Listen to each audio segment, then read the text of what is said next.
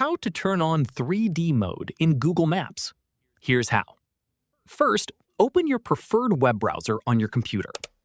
If you're not already signed in, sign in to your Google account. Next, click the Google Apps icon in the top right corner.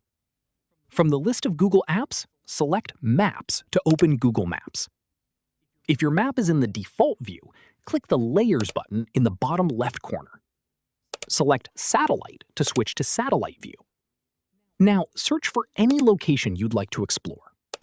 Once the location opens, look for the 3D button in the bottom right corner of the map. Click 3D to enable 3D mode.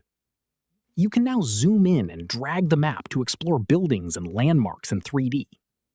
If you don't see the 3D option, try zooming in further, or make sure Satellite View is enabled. That's it! You've successfully turned on 3D mode in Google Maps.